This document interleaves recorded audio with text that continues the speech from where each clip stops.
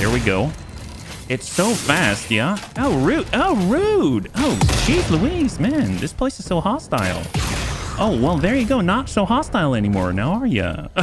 Okay, great. So I think we found our source of water. I mean, this is a nice place for aluminum, don't you think? Oh, God. Oh, jeez. Wow, this place is hostile. I'm trying to show the bunnies where to do some good work, but, you know, this place is a bit of a fixer-upper. What can I say? All good things require extra effort, and these guys are definitely putting in the effort to protect it. So obviously, this is the right place to be. Now, the last time that we played, we were able to finish out Phase 5 and all of the main game objectives, but I still have the objective of pushing forward with a nuclear power plant, and that does require a lot of work. But before that, I kind of thought I'd kind of show you what I got going on here, because with the 25th for the Fixmas event, we finally unlocked fireworks. I didn't know we were going to get more stuff to play with, but I set up an additional offshoot to the right here, where we're just kind of taking some of the gifts and creating more branches, and then I just sort of split off some of the excess that we had been producing over this way to make the Wonder Stars. And I am now creating all 3 different types of fireworks. So you can see that we actually have here a stack of the sweet fireworks. We have a stack of the sparkly fireworks, and we've got a stack of the fancy fireworks. Now, I didn't really know how to use these, so I figured I'd show the bunnies just in case you have them and you don't know how to use them. I didn't know that they were actually part of the Nobilis. Is it detonator? Nobilis detonator, right? Yeah. So if you hold down R and you use the spin wheel, you can actually see the different types of ammunition. So if I get the sparkly firework and I toss this down, off she goes. Isn't that freaking cool? Oh my God, I love these things so much. So here's the fancy fireworks.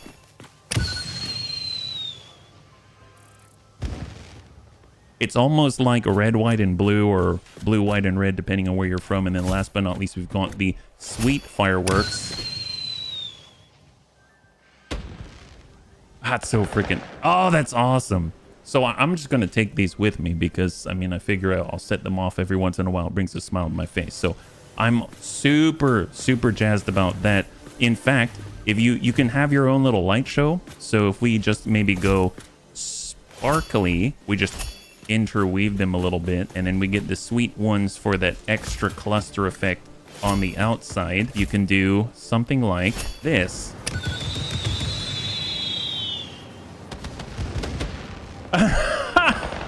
Yes, that is so cool. They did such a good job. I love that so much.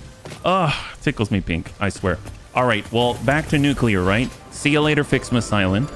So previously, if we go all the way to the right side, you'll see that we've got our dune portal. This is currently marked towards the site where we're going to have our nuclear power plant.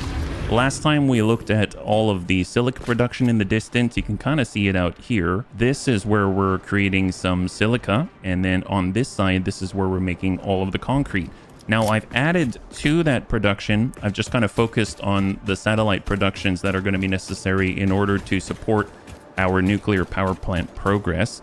And I was thinking to myself, while I do have a lot of infrastructure built already, I kind of want to isolate the nuclear power plant so I know it's like ironclad. So I'm going to be kind of starting from scratch, coming back up. Not really scratch. Obviously, I've got a lot going for me already because of all the stuff that we worked on, but I'd like to have its own dedicated factories all contributing towards the nuclear power plant output. So right now, I've even created another Caterium ingot production specifically for that purpose. It's currently stocked up and just sinking out. And then one of the cool things about this whole project is that you kind of get to play around with things that you haven't played around with before. So when it comes to oil, when it comes to water, when it comes to gas, I have typically just moved close to wherever the sources are and then had a pipe coming out of the ground, and then it feeds whatever the machines, and that's it, right? So in this case though, I know that you can pack oil, I know that you can pack water, I know that you can, I guess, tank up gas, right? And I've never really messed around with that too much. So I have made it a point, if we want to have a field of drones coming in to power up our nuclear power plant, I think it'd be really, really cool to mess around with actually transporting oil drums or transporting gas tanks and things like that. But before that, I know we're going to need to make some nuclear pasta. So I even got to mess around with foundries again. It's been a while since steel, I feel like. So right now I'm bringing some iron ore, 1200 per minute, and combining it with 1200 per minute of the copper ore. That's all going in and being passed into a ton of foundries. And then those foundries are creating a bunch of copper ingots.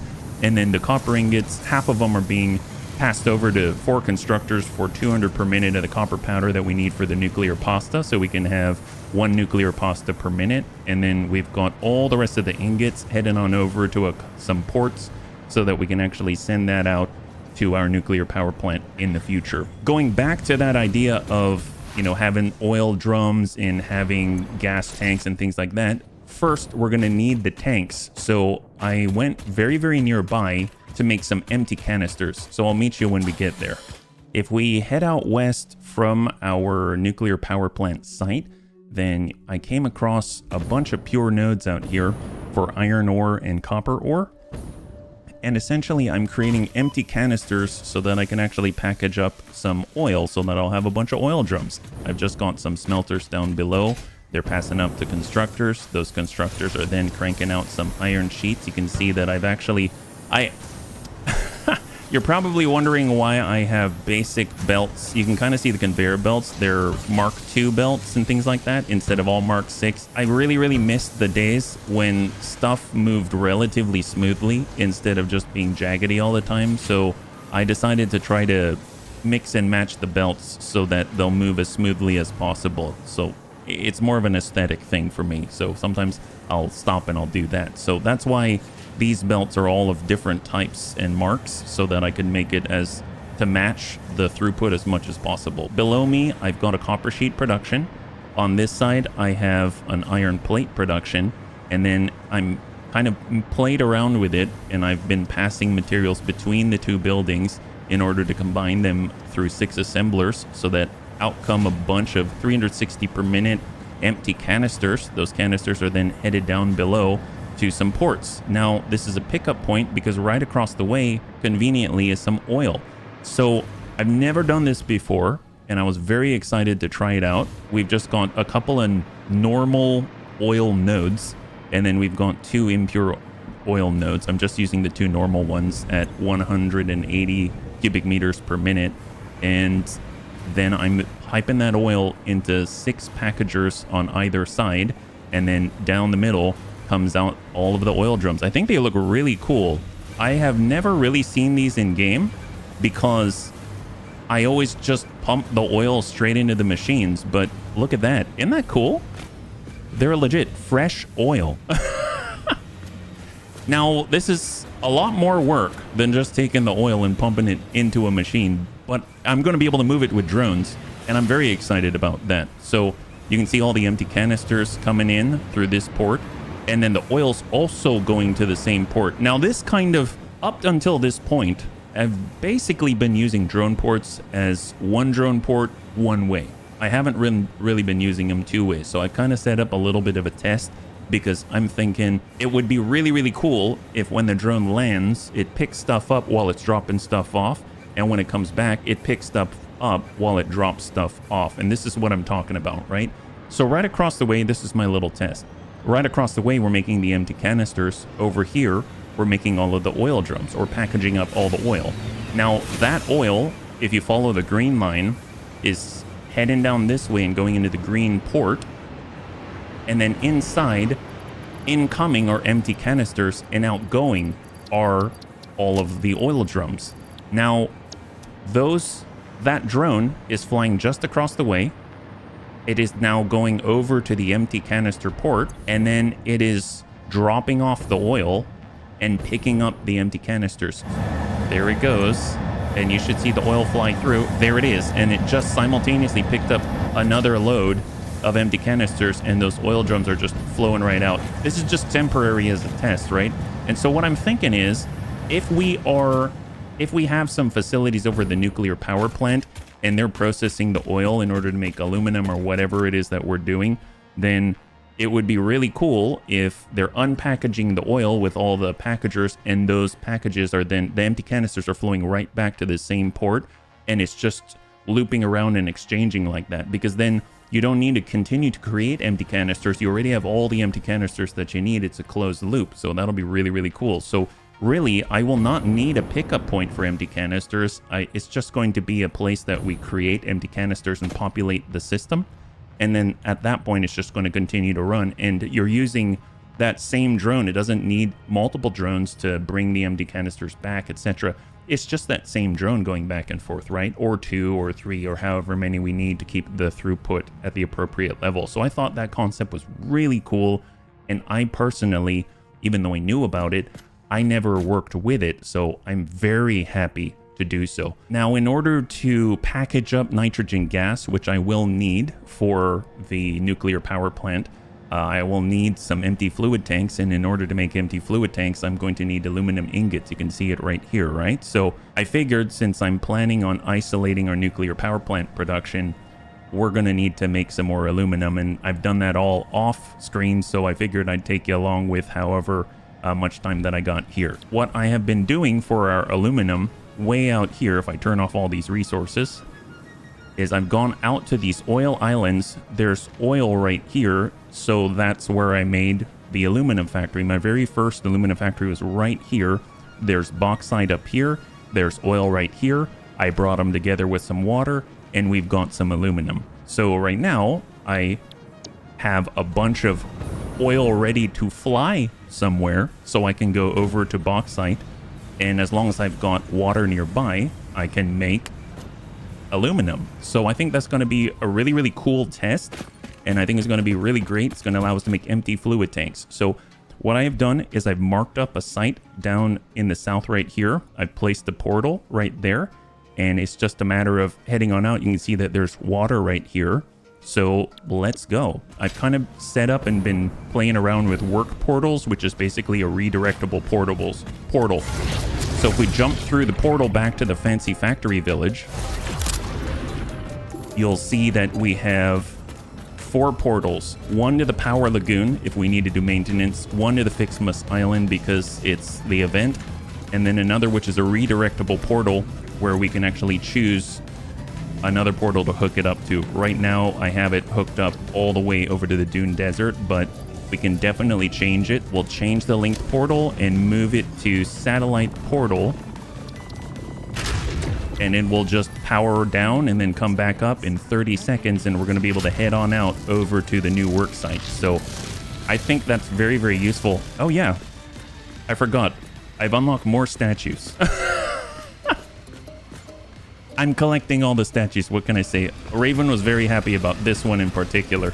If you look at the Doggo Winter Wonderland, you'll see that they now have their own statue.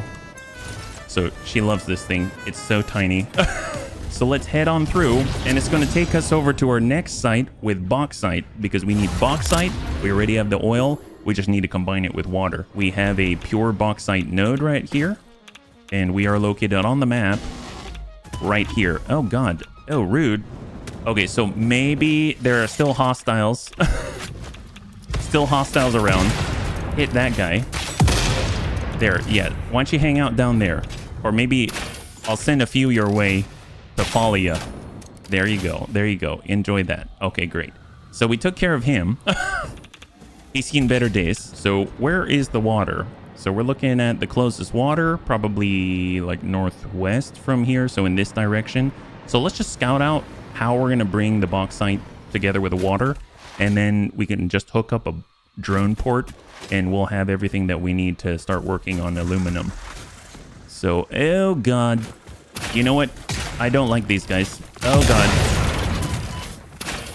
Oh boy, did not think that they would be right there. That's horrible.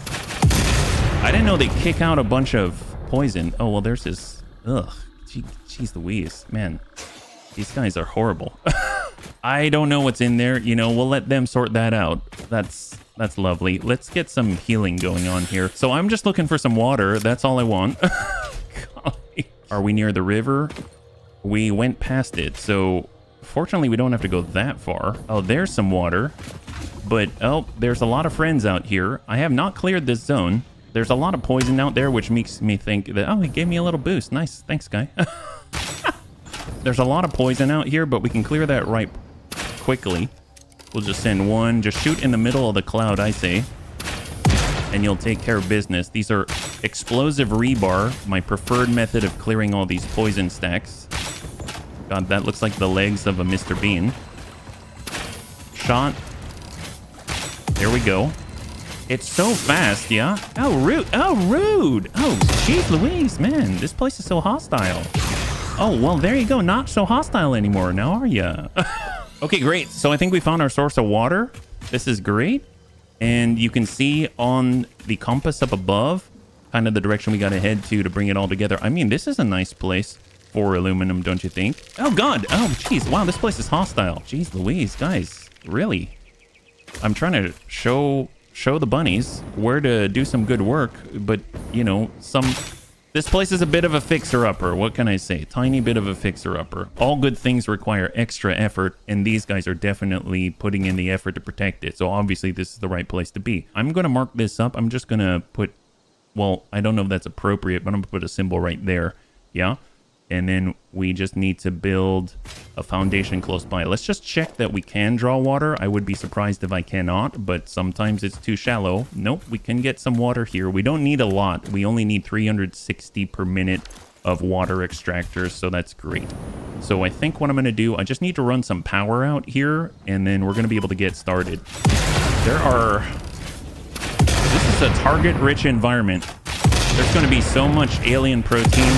How do you think I get all of my tickets? It's not just because of this. Let me just be clear. It's not me killing everything, but you know, sometimes you gotta crack a few eggs in order to get to where you want to go, yeah?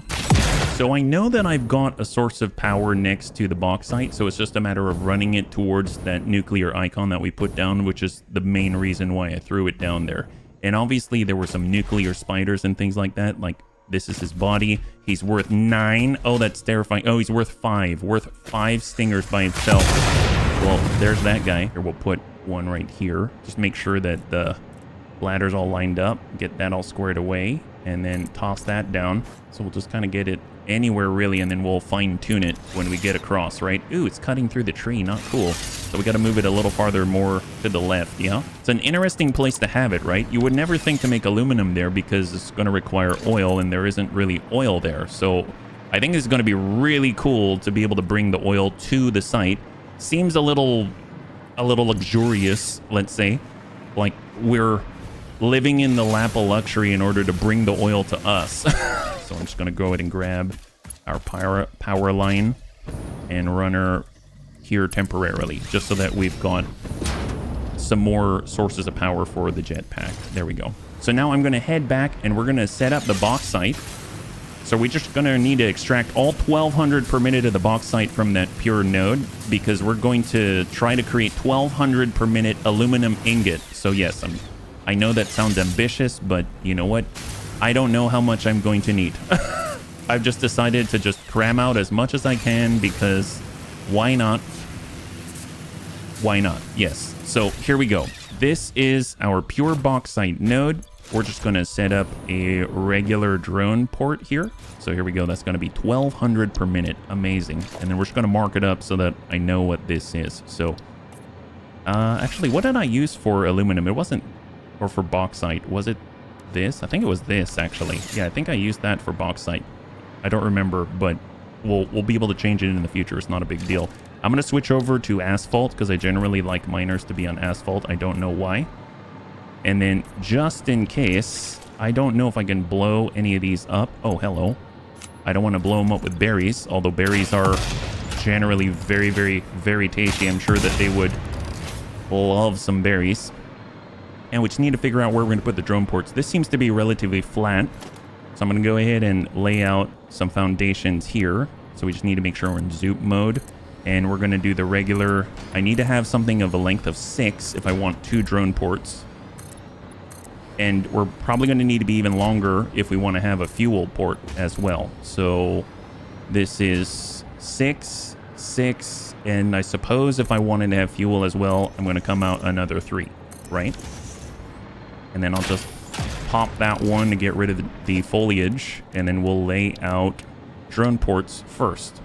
Make sure that we've got all of them accounted for. So I'll go ahead and just make sure it's lined up right on the corner. Oop, I'm gonna fall. So materials, asphalt. Let's go ahead and mark this all up. Fortunately, this isn't going to be very difficult to set up, and I can always gussy it up later. This is just going to be the basics, right? So we'll go ahead and put it on hold. We'll bring it over to the edge like that, and then we'll just control snap 3 drone ports in a row like that. Excellent. And then we'll go ahead and mark them as such, and we will get yellow for our fuel drone. I'm going to start by putting drones on all of them and then mark the colors like so. And then this one I'm already going to start sending to get rocket fuel. So I'll say pick up rocket fuel from the power lagoon, just so I don't forget. I've forgotten in the past, and rocket fuel is so efficient at burning slowly that I have had situations where it's much later on, all of a sudden the whole production stops and I wonder why, and I come back and I find out, oh, they ran out of fuel because I never set the pickup in the first place. So I don't know if that's ever happened to anybody, but it's definitely happened to me quite a few times. So let me tell you, if it has happened to you, you're not alone. You are not alone. So I'm just going to go ahead and get these wired up, at least temporarily. There it is. So now we can take our fuel and just pass it down the lane.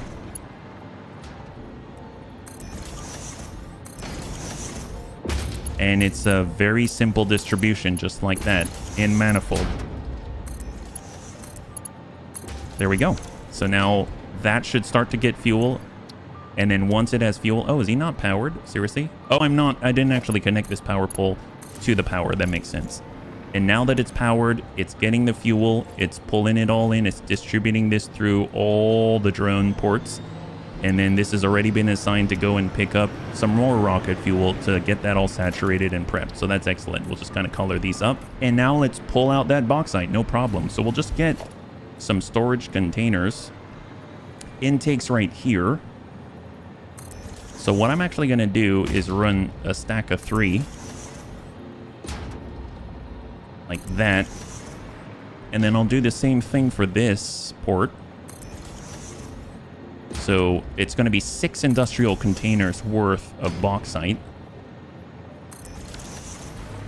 And then we'll just sort of pass them back and forth. So we have the input there. We have the input here.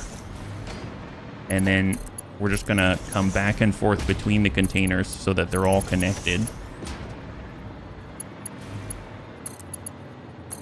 And I like to stay up higher so that I can actually walk underneath it.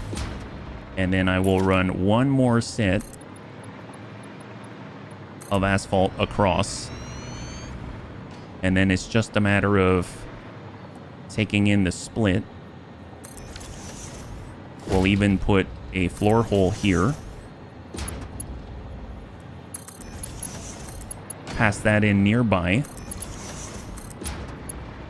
Like so. And then I can pick this up from below. Like this. Or better yet, let's have it come from the right side because it's kind of tucked in nice and neat there. And then we'll take this miner and we'll just reorient it so that it makes a little more sense with the way that we have stuff lined up, right? This way, and then we will actually have it come out then, the way I had it the first time, so that it's just a nice clean line like that, and then we'll figure out the rest. We can probably drop this down one. You can see that it has a little extra lift there. I think only 1 click, right? Like that. And that should be relatively straight-ish. Perfect, perfect, perfect. Okay, great. That looks awesome. So that's going to fill up. It's going to split out. It's going to go into the 2 containers and then flow right in to be distributed. Obviously, we've got to clean quite a lot up, but you know what? As far as I'm concerned, pretty functional. Pretty functional. Have that hooked up and then hook up the 2 poles together. And now all of this is powered. Our miner is now, oh, not quite powered. Miner's powered. It's coming out at 1200 per minute. It's going to split 600 here, 600 per minute there. And then it's going to flow into the different drone ports right here. And the drone ports are already receiving fuel. So from a functionality standpoint, this is at least functionally sound. So that's great. I can't stand it. I am going to color these a little bit. Excellent. And then obviously we'll put some more supports and wire it up appropriately and stuff like that. So that's a fast one. That's great. I guess I should probably name it though. We'll call it, how about this? I've been naming everything nuclear something. So we'll go nuclear bauxite source fuel drone, like that. Nuclear bauxite source. And it's going to be delivering bauxite. Delivery drone 1. Delivery drone 2. But I do want to make sure that I've got here 600 per minute listed. Because that way when I'm looking at the names, I know how much is coming through, right? So you can already see that bauxite starting to fill into the actual drone port itself now that the drone itself has 900 of the bauxite inside of it. So they've already been preloaded and this is excellent. This is already functional. So let's head over to our aluminum site and we're going to set up something functional as well. Let's do that. Functional now, pretty later. So here we are near our water source. We have cleared some of the denizens of this place out of here. We have displaced them a little bit. I do feel a little bad about that, but maybe not too much. And we're just going to put that so that I don't have to keep flying everywhere. I'm going to throw down... Ooh, we've got to get rid of another guy. That guy's definitely going to fight us. Well, I think I need like 4 explosive rebar to take him out. 6? 6. It looks like 6. So we need 6 of them right there, and we took him out. And then we're just going to go ahead and do some deforestation. Oh, well, that works too. My bad. Let's go with... Oh, yeah, fireworks. That'll work well. Cluster nobelisks, my favorite. There we go. Toss that out there. Get rid of some mycelia. Hop goes the weasel.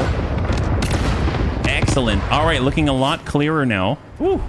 Excellent. Okay, this looks a lot easier to work with. Oh, there's a spitter. They're coming at me, aren't they? Tell you what, we'll go with homing ammunition. Yeah, you can tell I haven't really worked out here ever because there are so many hostiles here. I'm so glad we have automation because it makes working here a lot better. And we're going to go in and set up a foundation here. I'm going to have it a little bit higher. Might as well just make it a full 10. I don't know how much space we're going to need. So I'm just going to make something big and then we'll cut it down as necessary. Now I have utilized the 2-meter foundation. Now that I'm thinking about it, I might want the 1-meter foundation just because I would like to be able to pass stuff. Well, actually, no, I can pass stuff under this. That's fine. That's fine. And I don't know how large it is going to be yet. So it doesn't make too much sense for me to, you know, be too finicky about where supports go and stuff like that. We are going to be pulling in 1200 per minute of bauxite. We're also going to need 360 per minute of water, and we're going to need like 100 something of oil, I believe, all in total in order to come out with 1200 per minute of aluminum ingots. So I'm going to go ahead and just get out some refineries and just kind of gauge how large they are, how much space we will need. First, we're going to need the petroleum coke because petroleum coke is necessary. We will also need the heavy oil residue, alternate recipe, which is going to create polymer resin and heavy oil residue. The heavy oil residue is then going to create the petroleum coke. And then the other refinery recipe, I think is sloppy alumina. Is that right? Yeah, alternate sloppy alumina. So we've got sloppy alumina is going to take the water and it's going to take the bauxite. And you can see that we're going to have 1200 per minute. So we're going to need quite a decent amount of water. The petroleum coke, along with the electrode aluminum scrap, it'll create more water. So that's why we don't need as much pumped out of the, I guess, the water behind us, right? Because the petroleum coke comes in, the alumina solution comes in, we output aluminum scrap. We're gonna have 2400 per minute of aluminum scrap coming out, and then the water coming out of that will pipe back into the sloppy alumina, which is here, along with the water that is being pumped out of the stream or the lake source behind me. Yeah. And then after that, we're going to need to take all the aluminum scrap and process it like we normally process ore. and stuff like that. So that's the setup. I think we need 2 water extractors at 180 per minute total. So let me just randomly throw them down. We can make them neater later. And then I'm going to mark them up as 180 per minute just so that I don't have to think about it, because I've already done the thinking right now with you, right? So we'll go 180 per minute. And now with one of the new updates, we can copy and paste the settings along with the overclocked power shard. So that's really, really cool. I don't think we could have done that in the past, so I'm glad that that's taken care of. So that's 360 per minute of water coming out of those water extractors there as soon as we get them all hooked up. And I'll go in and clear out some of these refineries because we want to start with the sloppy alumina. The water can come up and then I guess head along this lane right here. So I'm going to have the refinery face the way that it is. There we go. And then I'm going to slam out like 6 of them. I don't remember how many I need, but I know I'm processing 1200 per minute of bauxite. So let's start with sloppy alumina. We'll copy that through and then paste it, right? I find that it's good to kind of copy and paste from like the smokestack just because it's close enough to where you're flying. And you want to see that settings pasted right. So this is going to process 200 per minute of the bauxite, and we've got 6 of them, which is 1200 per minute of bauxite. That's perfect, actually. So that's great. So since we're processing bauxite, I'll just mark them as such. And I almost feel like it would be nice to break these into groups of maybe like 2 groups of 3, perhaps. Because we've got 2 water extractors. So then that way we've got 2, like 1 water extractors handling 3 type of scenario, instead of, you know, just having all of them on the same pipe network. And I think that's going to work out a little bit better. Yeah, I like this better. So we've got sloppy alumina, we've got 6 of them, and each of them are going to process 200 per minute. So this is going to be 600 here and 600 there. That's perfect. And then we can have a drone port maybe back here that feeds in all of the bauxite. So that seems fine. And then from there, we have the sloppy alumina. We're going to need the electrode aluminum scrap. Now, I want to think about where is the aluminum scrap going to fly out from. I suppose I could go up, but then we've got all these trees. So maybe that doesn't make too much sense.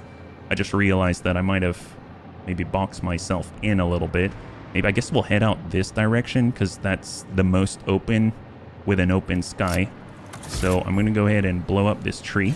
Maybe I should set up a mock-up first. This is the chain, right? So we've got a heavy oil residue recipe. It's going to take in crude oil. It's going to output heavy oil residue, and we're going to sink out some polymer resin. So the heavy oil residue is going to go out this way. And then we're going to use that heavy oil residue to create some petroleum coke. The petroleum coke's going to head out and go into the electrode aluminum scrap section. And we're going to have alumina solution from the sloppy alumina coming into the same refinery. Some of that aluminum, all aluminum scrap's going to come out.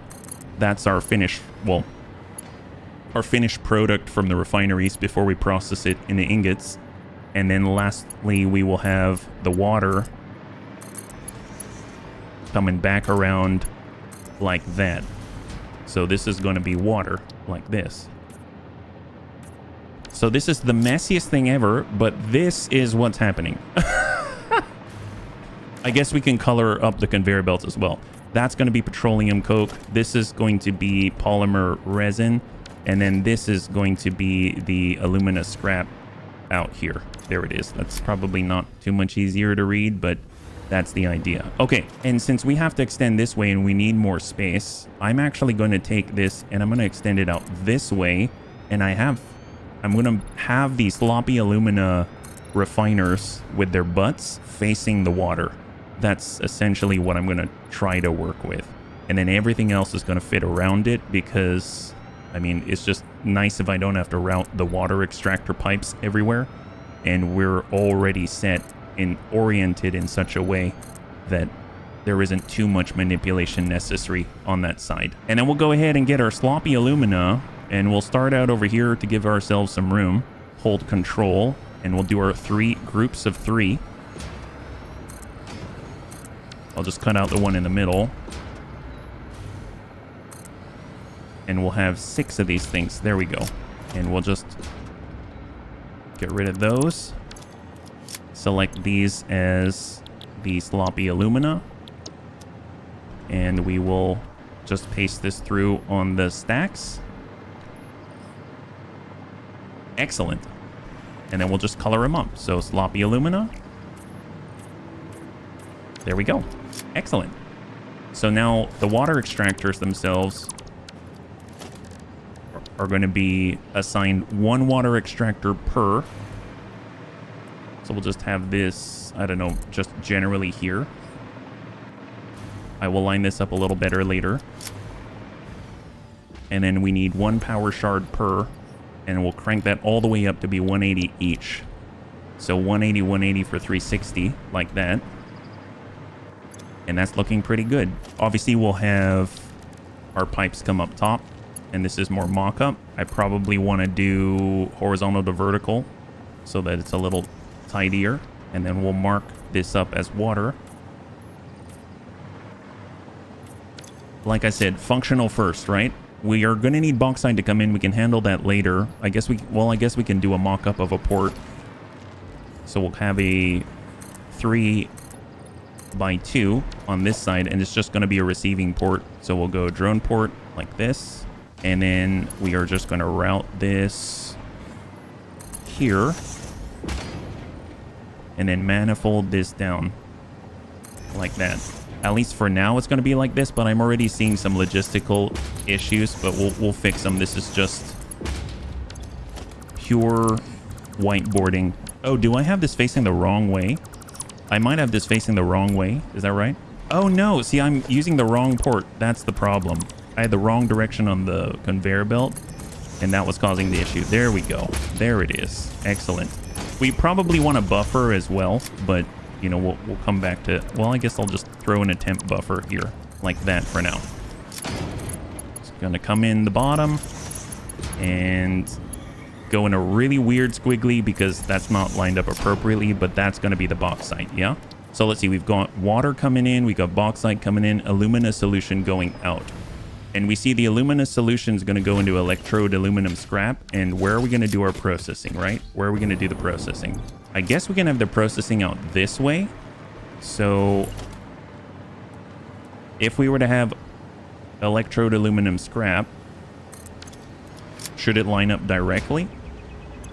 Here we go. Electrode aluminum scrap is going to take in the alumina solution in the petroleum coke, output water, which is going to loop right back around and then go back into the machines before it. So we're going to want this space in the middle to pass the water back through. How much are we processing here? It's 180 per minute of alumina solution. And we are going to have 240 times 720. So 720 each. And 720 by 180 is 4. So we're going to need 4 each. 4 for these 3. So these 3 refineries are going to supply 4 refineries. So we'll just make sure. I guess I got to move this now. This place is getting longer and wider as we speak. We'll just replace the power source there and cut that up. Excellent. I will hook that up to the pole. Excellent. Okay, so we're going to need 4 of these. So let's just grab out. I suppose we'll line up this one, 2, 3, and then come out 1. So we're going to need more foundation to work with, and that's going to be 4. And then we're going to line up the internal one.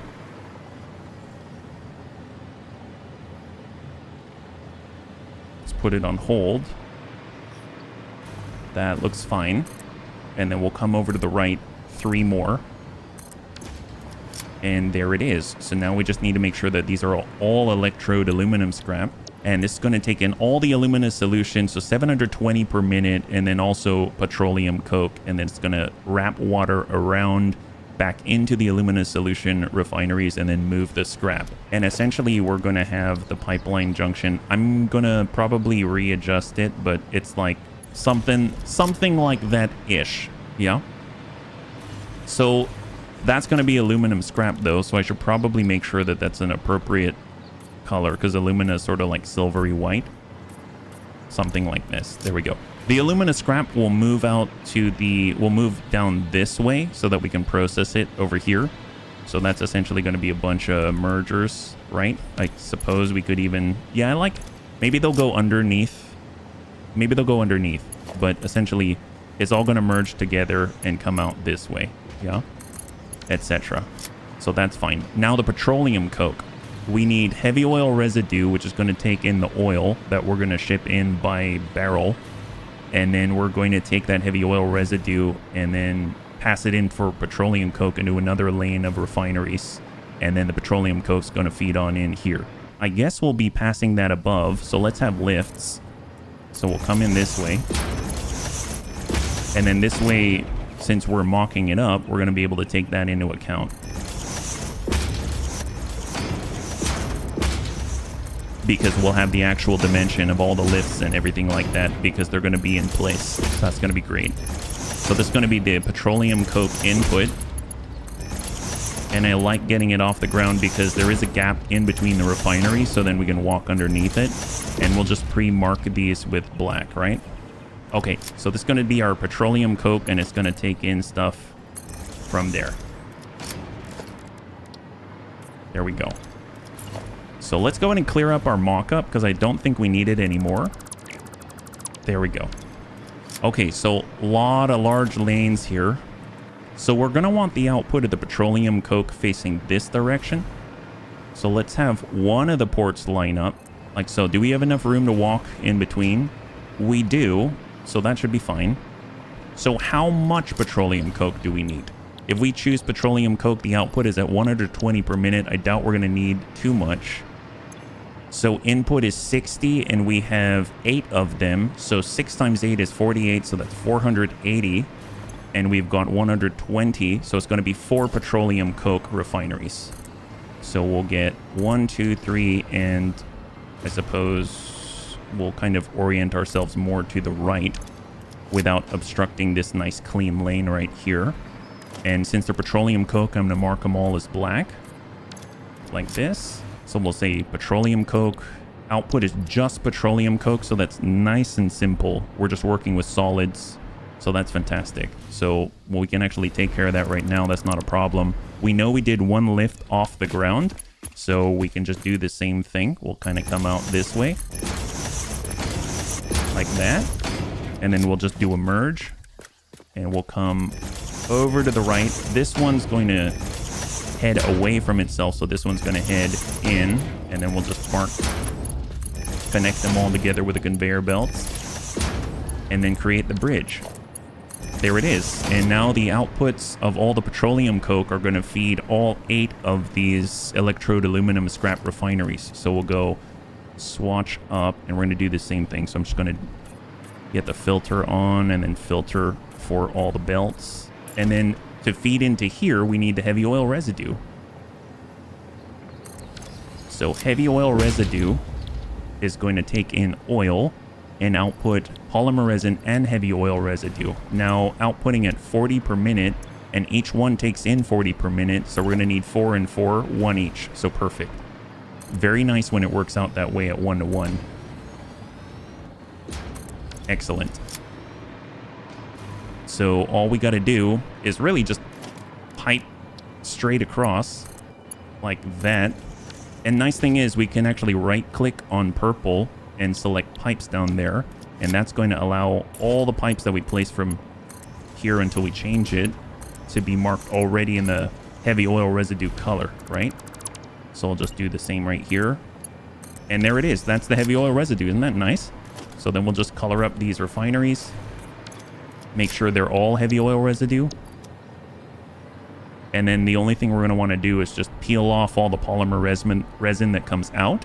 And then make sure we sink that out. Do we want to sink on this side? Do we want to sink on that side? I mean, I guess we've got some space right here, so it makes sense to kind of process it on the side here. Although, if we want to do something with the polymer resin in the future, we're probably going to need some water. So yeah, having the sink on this side, just thinking ahead, might be a nice thing. So we'll go ahead and get our awesome sink here. And we'll just place one down right now. Just thinking ahead. And then we'll get the lift to pick up from above. And we'll just peel off the solids over in that direction. So merge in that direction. I'll already preemptively set a conveyor merger here. I know it's not lined up now that I'm looking at it. So rather than move the whole thing, I'm just going to go ahead and grab one of the conveyor mergers like this. Make sure it's facing the right direction. Get rid of the two on the bottom. Oops, hello. And then take the lift and connect it. Now it's perfectly lined up, and that's looking hunky-dory. So I'm actually going to color these all up as red, even though they're polymer resin, just because it's my sinking color. I'm saying, hey, I'm sinking these all out.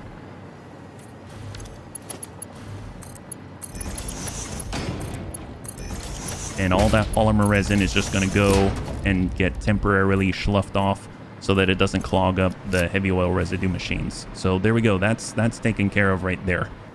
So now we just need to pass in the oil. So we're going to need our drone port. We already have enough space for a drone port here, but I'm going to have an hang off the backside here. And we'll get transport, drone port, and we'll place it right here. Oh, wait a minute. We need packagers. I forgot. We're not working with oil pipes directly, so we actually need unpackaging, right? Oh, wow. That's awesome. See, I'm already running into new obstacles. So crude oil, 30 per minute, and there's 4 of them, so 120 per minute. So we're going to need 2 packagers, I believe. So if I look at the packagers right now, I think when they unpackage oil, it's at 60 per minute. Is that right? I want to unpackage oil. So we take in some packaged oil at 60 per minute, and we're going to output at 60 per minute with 60 per minute empty canisters. So this is so cool.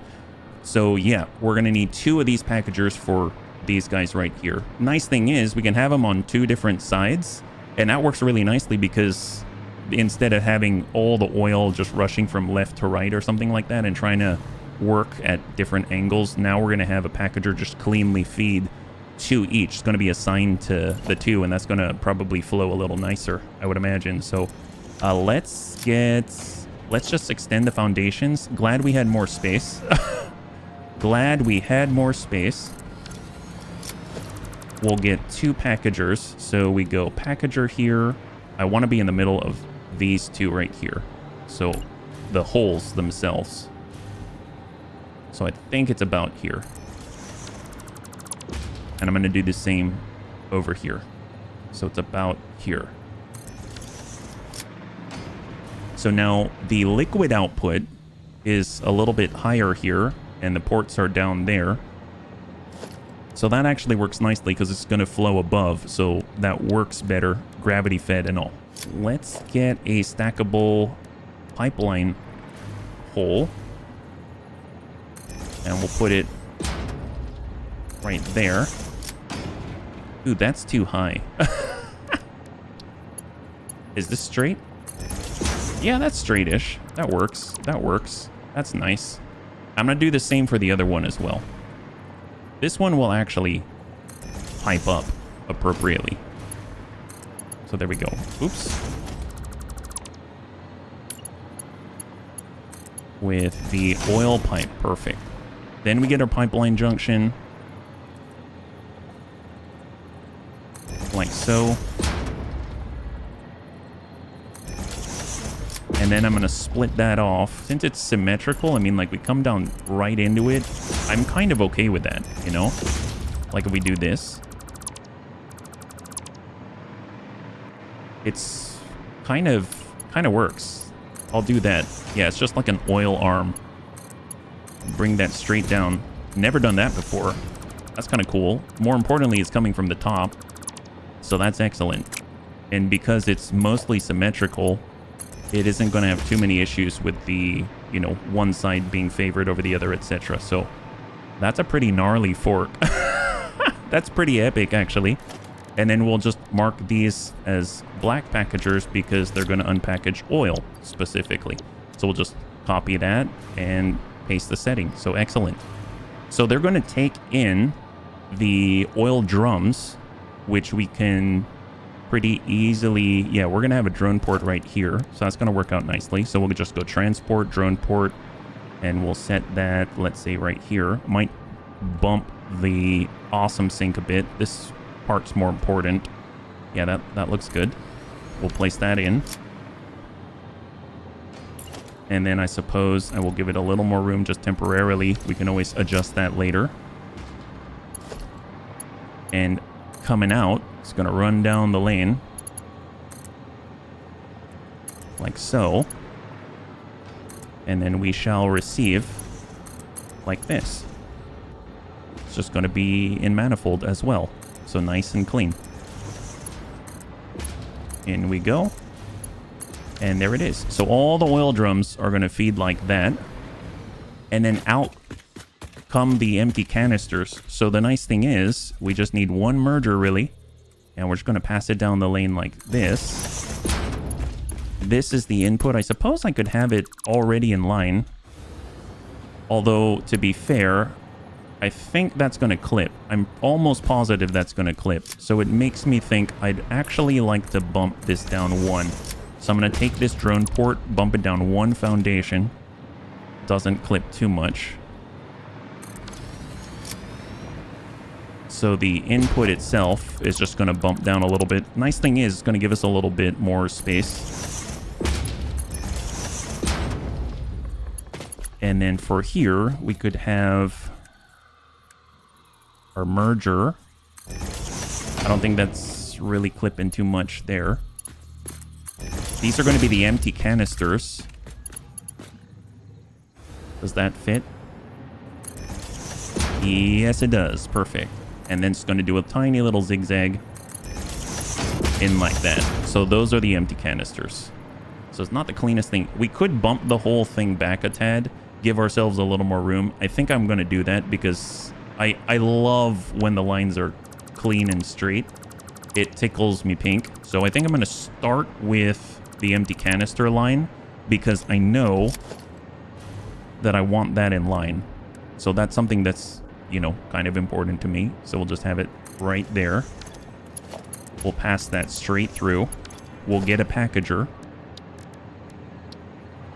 We'll have the output be directly in line. That works out very nicely. And then we'll do a little bit of the same. Or actually, let's just hook that up first. And then we'll get the pipe, send that right across. And then we'll go ahead and mark up the recipe so it's unpackaged oil. And then we'll get a lift. So we'll do the whole thing, and then we'll just duplicate it over. There it is. So it's going to look like this, you see? See how it's that nice cross like that? That looks a lot better to me. And then it's just a matter of getting the other packager in line, and then it's just the pipe going across. That's it. There it is. Excellent. So these are going to take in the oil drums. They're going to move the oil that has been unpackaged into these heavy oil residue refineries. And then they're going to move the empty canisters back into the port. And the port is going to handle, you know, simultaneously delivering and removing the empty canisters. So that's going to work out really well, I think. Okay, so inputs and outputs. Let's make sure those are all set. So these are fine. We've got polymer resin sinking. We've got heavy oil residue already hooked up to the next set of refineries. We've got oil coming in. That's perfect. These have the heavy oil residue hooked up and coming in from the rear. And then they're going to pass out the petroleum coke. Petroleum coke's going to come out and merge and then distribute amongst all of these electrode aluminum scrap machines. And then we have our sloppy alumina. It's going to take in the bauxite. I sort of have that set up. And then we're going to need water coming in, but it's going to merge with the water from these refinery outputs coming back. So we don't have that part done, but the inputs here are at least sort of wired up, except for the alumina solution. And then the water is the last bit there. And then it's just a matter of, you know, moving all the aluminum scrap down range. So we don't have that output set yet, but that's a really, really small part. The pipe work right now is the big stuff. So we'll move on to that. Okay, so this is going to be a little weird. So let me just make sure these are all cleaned up. I'm trying to think. I want it to be as even as possible. Like 1 handling 2 combined with half and half. So what I'm going to do is just start with the junctions. I find that to be a little bit easier. So I'm going to get a junction out this way. Oh, that bumped at the last second there. I'm going to move that back just a tad here. And then this one's going to split out to the other two and take half of the middle machine. And I'm also going to preemptively mark up on the pipes here so that all the pipes from this point on are going to be this color. Excellent. So now let's switch over to the pipelines. We'll just hook up the Mark 1 from the machine. So it's going to carry the alumina solution out. And then I'm going to pass right through.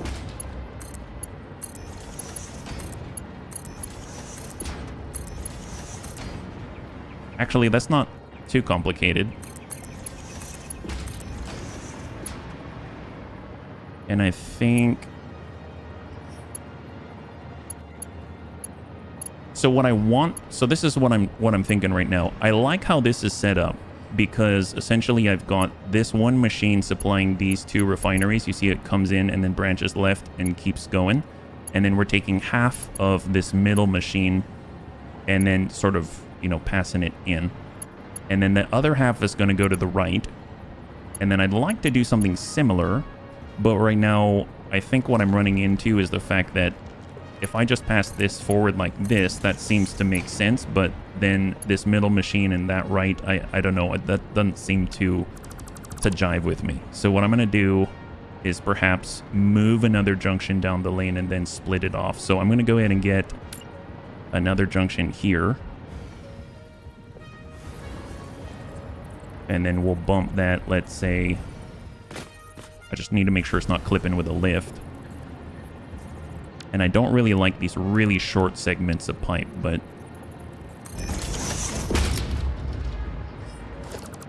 So I'm going to rebuild the segments of pipe.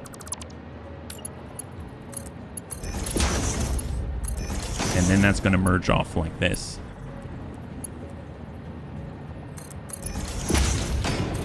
And head in. So what I'm thinking, I might want to do something similar for the other side. Ooh, I realize it's not bumped quite right. It's kind of bending backwards a little bit. So I'm going to put it on hold, get a little higher and just make sure that that's squared off. And then pass that through. Okay. Still looks a little weird to me, but oh, huh. Yeah, that does look weird to me. I don't know what it is, actually. What happened there? You know what it is? I bet it's because this junction isn't actually squared off to a certain position. I might have to adjust this junction so it's at an independent position. That means like click it like this. Now I know it's going to square off because it's not something that I just sort of analog placed on a pipe. I actually placed it on the foundation and now that is squared off. That was the problem. That was the problem. So then now we can just hook these up like this. Excellent. Okay, so we've got a split coming out this way. We're coming out to the left. I almost want this one to match just so that they look similar. It's not necessary, but there we go. So there it is. That's what that looks like. And then we'll do a very similar thing on the opposite, right? I think that's good. There he is. So we have two mirrored setups here. Yep, that looks good. Essentially, middle refinery splits between the two networks, and then we've got a simple Y coming out here. I mean, obviously, it's not ideal because right now you have this pipe. It's not in the middle and then splitting evenly. This is a shorter path, and that's a longer path, so that's going to have an effect on the slosh. But I think if we saturate it, it shouldn't be too much of an issue. So I think that's good. So that takes care of the input for the electrode aluminum scrap. And then the petroleum coke, I believe, is already hooked up, so that's perfect. And then we just need to merge off the electrode aluminum scrap. The output from one cluster of 4 is going to be 1,200, and our belts have a capacity of 1,200 per minute. So we're just going to have 2 merging lanes exiting off to the side, right? We could either do the processing here or do the processing here. Maybe we'll have it right up front. We'll get the conveyor merger, just make sure it's pointing in the right direction towards those poles. And the one that's farther away is going to run on the outer lane. Yeah, I guess we'll have it like that. Ooh, actually, no, this is tight. That one's tight.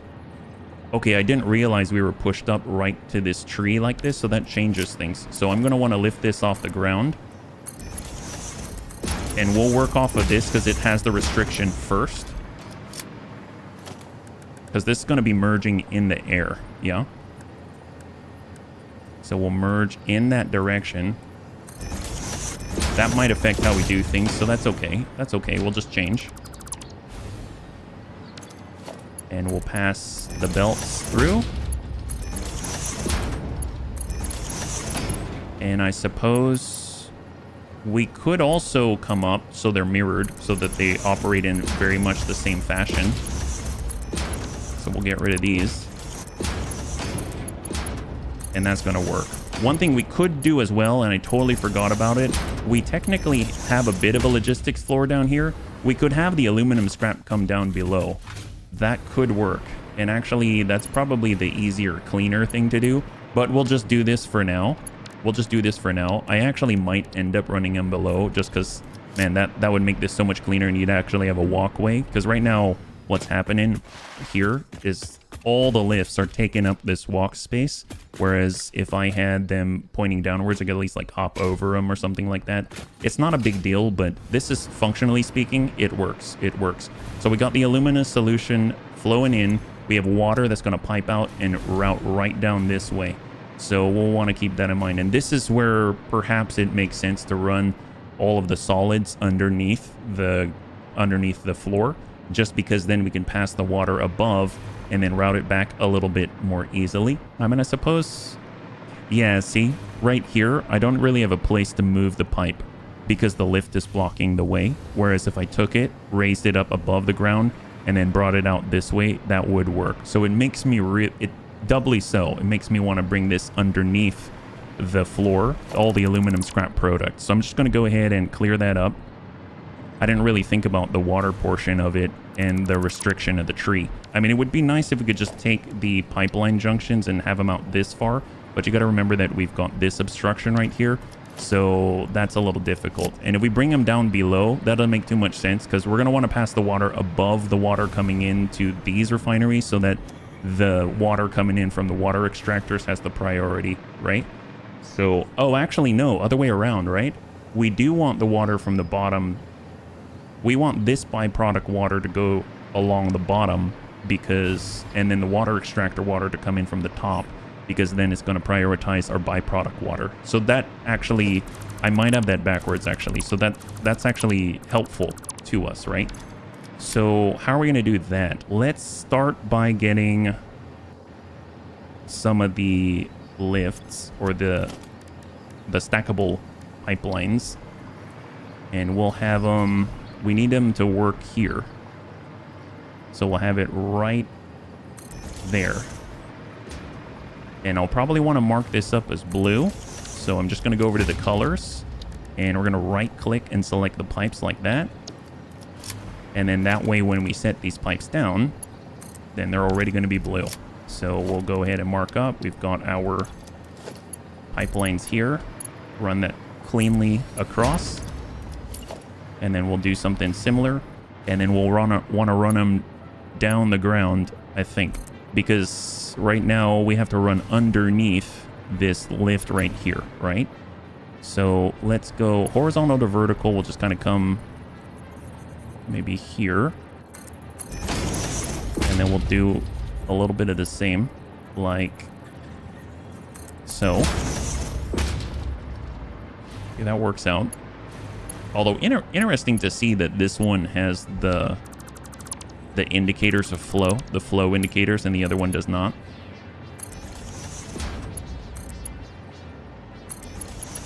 Yeah, that's an interesting one. I don't know what to think about that. And then we're just going to go in and have the junctions. And we'll have them at an angle, and they'll receive water from each of these ports. And that's going to allow us to avoid intersecting with that tree. We're just holding control, which is allowing it to snap. And there it is. So I'm just going to go ahead and get rid of the pipes in between. And then we'll rebuild those pipes because sometimes there's like little sections of pipe that are kind of stuck unless you like rebuild them. We'll switch over to noodle mode.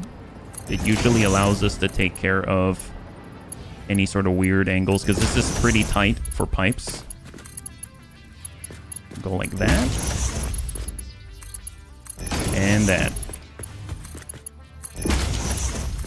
So it's going to hook up all the junctions. And it's going to allow us to move the byproduct water back. Now we'll switch back over to horizontal vertical and just mix them together. Or merge them together. Run them together. So the water is going to come out. It's going to merge all together. And then we're going to run those pipes down the lane. So let's go in and do that now.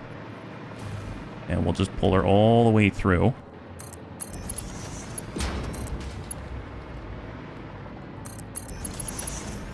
So now it's... the water's kind of coming out the top and then flowing down low.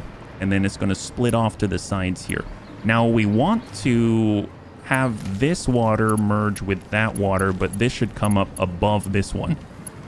So let me go ahead and actually clear out the incoming bauxite because we can do better. We can do better. If anything, we can even actually, you know, that might not be bad. We can actually have the bauxite run from underneath. That could work really nicely because anytime we're in a situation where you've got a lot of conflicting stuff together, I find it helps me a lot if I'm working on two different levels. That's why we often do like lifts, or I'll often do lifts in the air, and then we'll have stuff coming along the ground.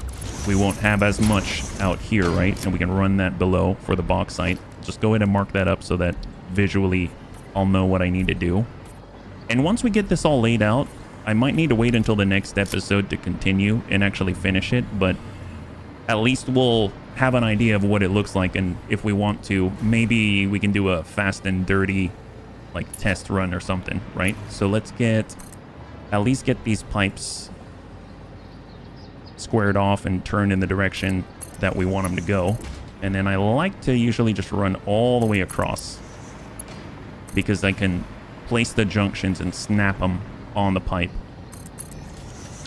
So I'm going to go in and get the pipeline junctions, and we're going to do this.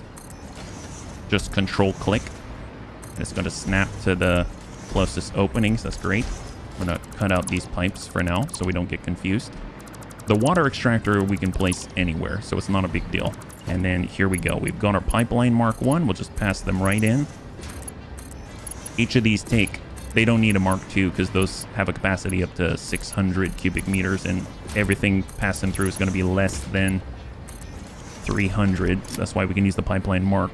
Well, actually, no. If I think about it, how much water is coming through? It's not hard to change this. We might need Mark 2s, right? So water is 105, and we've got 4 of them. That's definitely over 300, so we're definitely going to need to use pipeline Mark 2s. So let's swap those out. It's a good thing I caught that, or we'd have a bit of an issue.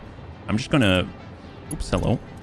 We'll go ahead and select pipeline Mark 2, and anywhere that there is a Mark 1, I'm going to replace that. I would tend to just put Mark 1s on the connection straight to the machine, but in this case, I'm just going to do all of them because I don't want to have to think about one being different from the next. And that way I can spot if it looks different, then I'm just going to change it. It means I missed something, right? And I miss stuff all the time. And then coming on into each of the machines, we're going to have 200 each, and there's 3 of them, so it's going to be 600 exactly. 600 exactly. So let's run these pipeline... oops, hello. Let's get a little closer so that doesn't happen. Pipeline Mark 2s. All the way through. Replace the inputs. Now we have 400... is it 420, I think? Because it's 105 each, and 105 times 4 is 420, and we need 600, so it's going to be 180. So the extra 180 cubic meters is coming from each water extractor, so that works out well. Let's clear the water extractors, and let's do the pipe work first. So I will want to merge them together, and I want to merge the water extractor water from above. So I'm curious if we can get a vertical pipeline junction, maybe like this. And I have to eyeball that one, although I have to say, maybe not the best if it's in such a small little section like this. That has me a little bit worried. We have more room here because we're coming off from the other side. I mean, we could loop that water pipeline all the way around here instead. Fortunately, the pipes don't have direction, so we could loop this water pipeline all the way down this way, and maybe I'll do that just so we have more room to work with and connect them. Okay, there we go. So it looks a lot wider, and I don't know if I necessarily like that, but you know what? Similar idea. I think I'm okay with it. I'm okay with it. At least we'll have room for the junction, right? So let's get that junction. That's about, let's say, in line. We can have it enter in line with this lift head. And then I'm just going to match it here. And then now, let's get the... So it's 180 cubic meter coming in. So I'm going to use a pipeline Mark 1. And I'm going to just bump this, let's say, here. So right at the very edge. I can probably make that even shorter. We'll kind of have it maybe here.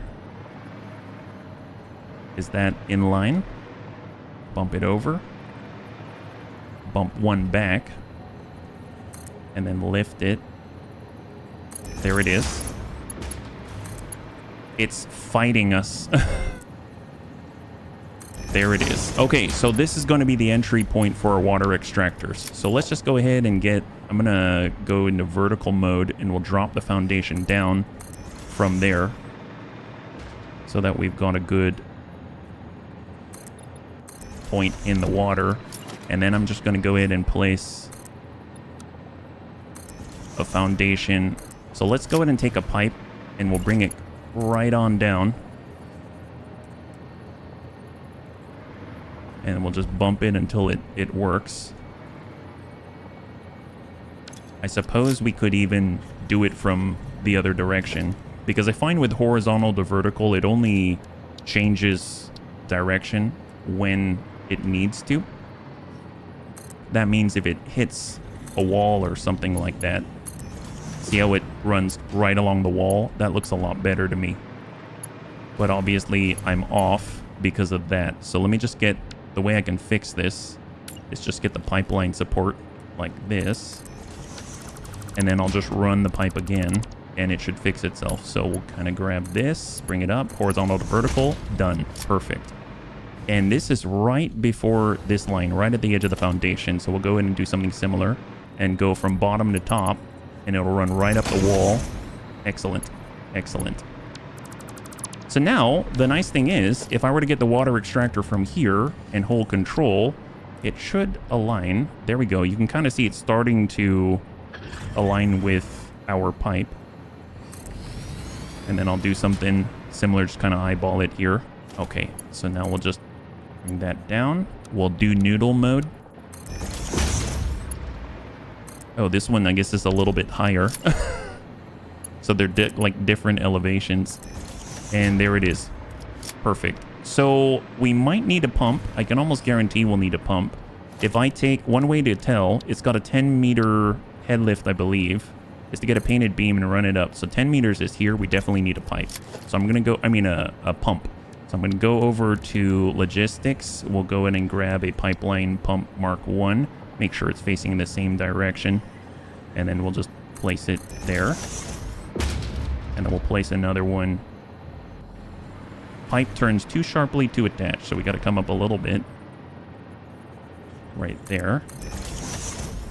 And I'm going to cut this out so it doesn't clip. There we go. And then it's just a matter of making sure that these are all powered up. So I'm going to just do the quick and dirty. So we'll get this hooked up to the poles. Get these pumps hooked up to the same poles. And then we will run these up to a the same power pole. And then all we got to do is hook that up to some kind of power and connect it. There it is. So those are going to go, but I do need to set them to 180 cubic meters. These are going to start pumping up, and the water is going to actually fill. So that's great. So actually, I know that I got to wrap up here just because of the time, but I would like to see if we can maybe just down and dirty get this to work. I think it'll be really cool. So let's see. So this is going to be our input of, we can clean it up next time. Yeah. So this is the, I don't know, I'm just going to say nuclealuminum. The nuclealuminum. The nuclealuminum, we'll just call it nuclealuminum. And it's going to be our oil drums receiving. And then we'll say, so we have packaged oil. And let's have it deliver here. Oh, yeah, no, it's to this location. Here we go, to the nuclealuminum oil drum. There we go. So it should start flying. I don't know if I'm ready to process everything, but, you know, now or never. Let's just see what happens. This is the nice thing. You kind of just throw yourself against the wall and then see what sticks, right? Obviously, everything else needs power, so we can just get power poles. Oops, just connect it right there. And then we'll hook up the packagers. So packagers are waiting. I would imagine the drone's arriving now. Yeah, there it is. It's going to be interesting to see because we're going to actually have the oil drums come out and then load and unpack. So I've never done this before, so this is pretty exciting. It has a full load of oil drums and they're just going to fly out, and then those packagers should start unpacking immediately. There they go. Wow. And then empty canisters are coming right back in. Look at that. That's awesome. And oil is filling. That's great. That's awesome. Obviously, that's going to back up pretty rapidly because we don't have anything else moving. So there they go. Water extractors have probably piped this. Yep, you can see water in there already. All the petroleum coke needs to be created. We have no power on these, so let's go ahead and change that. I should probably set up the bauxite receiving as well, because that's going to take a bit for the drones to come. And then we'll go over to bauxite on the ports. And we want the nuclear bauxite source, and we're going to say come to this port for both of the drones because they're pulling in 600 per minute. Heck, I might need 2 ports to bring it in. Who knows? We'll see how that goes. And I really should hook up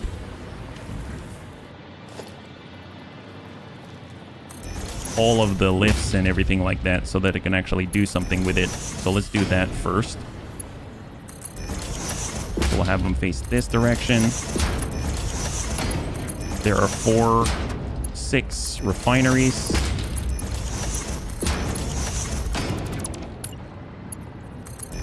And we're going to just manifold that down. It's going to come in at 1200 per minute, so can't be shy with it. I think it's going to squiggle. I can fix that later.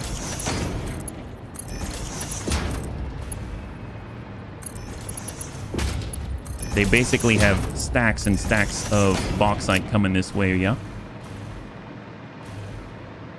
Oh, and we don't have power here, so that's a big problem. And just make sure that we've gone... Yeah, they should have power now, so the port should be powered. Yeah, it is powered, so it should be able to receive. That's excellent. So there, they've got power. I think we're all powered now. So in theory, this should balance itself at some point. So we've got some bauxite coming in. There they go. We have water completely full. The aluminous solution is being produced. It's going to start to saturate these pipes. They're pretty short, so it should happen pretty rapidly. Oh, we have no power on the aluminum scrap producers out here, so let's change that. There we go. So now they can actually process. They've got aluminum solution. They've got petroleum coke. That's all coming through. And then we have our aluminum scrap product out here. Ooh, see, that's... Okay, that's not good. So we can't run it underneath for that side, but we can definitely run it above. I guess we'll have to run it above. We don't really have a choice because even underneath it's obstructed. Didn't see that one coming. So let's fix that. Clipping with all the pipes. I did not anticipate that I'd have to do that, so that's unfortunate. I'll have to fix that, but at least functionally speaking, it will work.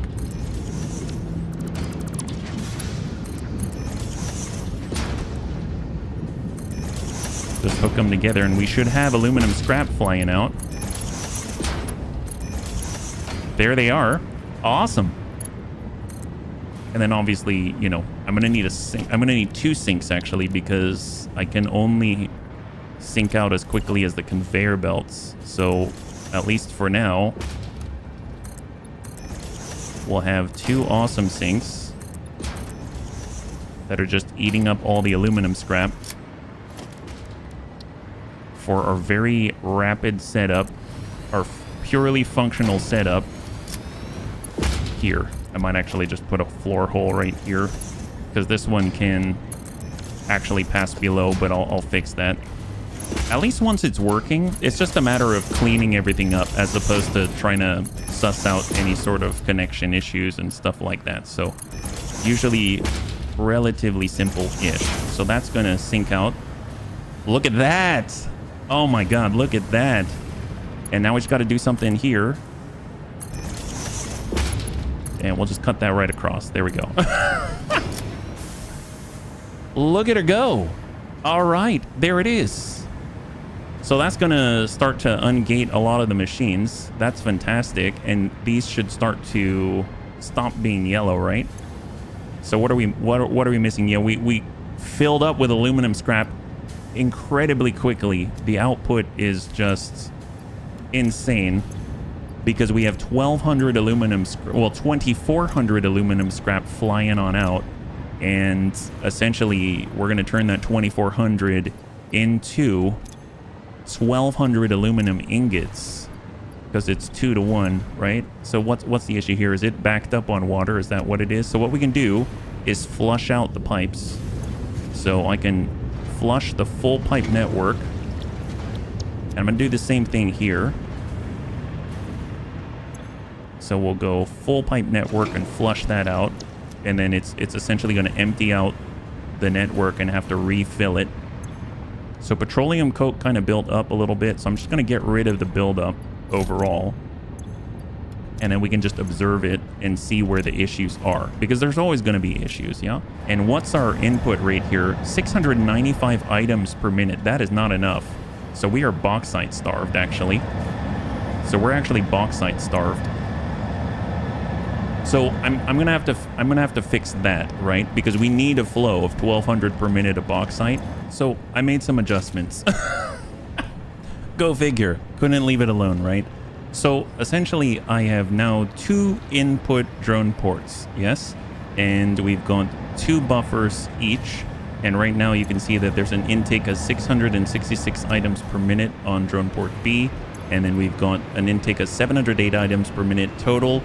That allows this 1,200 per minute health monitor lane to continue at a consistent rate. So now that is running flawlessly. So bauxite, it's being fed. Everything's looking good. So that means that all of these are going to be running at high efficiency with sloppy alumina. So all of the lights are green. Down the lane, this still needs to populate. I haven't, I just turned it all back on. So there are going to be some issues with, all of the reinitialization. I probably should turn it on in stages, which I will do at some point. But you can already see that the aluminum scrap's flowing out pretty rapidly. It's not a consistent 1,200 per minute because we've got some inconsistencies at the moment while we get backups of water and stuff like that. But overall, once we flush things out and turn things on in stages, this is going to sing. And we can clean this up and make it a lot better. I actually had to add 2 more drones to the bauxite source. So now we've got 4 drones over there. 2 of each are coming into these ports. So you can see that the ones with the red little intake ports right there are the new ones. And then the ones with the yellow ones are the original ones. So that's allowing all the bauxite to flow at least consistently. We have oil drums coming in. They're all topped off and ready to go. We have an flow rate of 360 per minute, so we have no problems here. So that means all the heavy oil residues all 100%, all of the petroleum coke is 100%. It's really this exchange of byproduct water that is kind of hiccuping at the moment, but it's going to get sorted out as soon as we, I think, saturate this whole thing and turn it on in stages. So overall, I'm very, very happy with how this has turned out, and it's just a matter of, like I said, making it a little bit cleaner, a little bit neater, a little bit better. It's HB from the future here. So I kind of gave it a think, and I think I've got a better design that's a little simpler. It just costs a little more power. So what I've done, you can see we've got our old setup on the right now with kind of like this looping Mark II pipe all the way around the edge. And then we've got the new setup, which I think I'm going to go with. So essentially, we've got the same setup with a water extractor at 180 cubic meters per minute. But I've overclocked the refineries here so that they're 1-to-1. So essentially I've taken this, put it at 150%. So now it's outputting 360 per minute of the alumina solution, essentially eliminating the third refinery right next door. So now we've just got 2 right here, outputting 720 alumina solution in total. That greatly simplifies the output to one single pipe at 360 per minute coming through. And then I've taken the 4 refineries right here and overclocked them to 200% so that now they are intaking the exact amount, 360 per minute of alumina solution. And then they're outputting 210 of the cubic meters of water each. So now that simplifies the loop greatly because you essentially have Mark I pipes of 210 cubic meters of water looping all the way around and then entering the system again. And then out of an individual refinery, we just have a single Mark II pipe coming through at 360 cubic meters, and it just loops around like that. Now, a single water extractor at 180 cubic meters each is going to split that 90 and 90 in both directions, and this requires 300 cubic meters in total. So that's 210 plus half of this, that's 90, and that's 300 exactly. So I think this works a lot better. You'll actually notice the efficiency numbers are higher. They're not stalling out. And kind of the proof in the pudding is right here. If you look at the old setup, you'll see that it is running pretty smoothly, I would say, but you do see these yellow lights going off and you get these gaps here. This should be a nice, clean, even 1200 per minute, and it is not 1200 per minute aluminum scrap. You can visually see that. While here, look at this one. Very, very consistent. So I like how this is set up. The nice thing is I'll be able to just cut this down to 4 refineries here. So 1-to-1, 1-to-1, and then 2 more. And I can take this whole section here and shift it over and not have to worry about the tree. Isn't that beautiful? So overall, things are going to be running a lot better, a lot cleaner, a lot simpler, and I think this is going to really, really sing. So I'm very excited about the new design. I hope that you can see the benefits. Now, there is a cost associated with it. If we look at the amount of power that is being used, it's not a huge cost, but we've got 30 megawatt each. So this back row is 90 between the 3. And if we look here, these are running at 51.3, so that's going to be 102.6 between the 2 of them, and versus 90 megawatts, not too much more.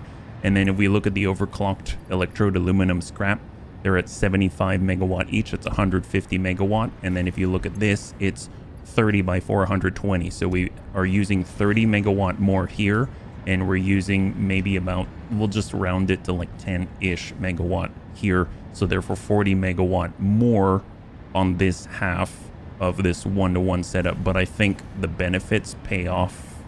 I think they're much simpler. It's much cleaner, much easier to suss out, and just overall a much nicer to look at product. So anyway, HB from the future signing off. Thank you so much for hanging out with me today. I think we did quite a lot. We were able to get up very, very quickly an aluminum setup for 2,400 aluminum scrap per minute.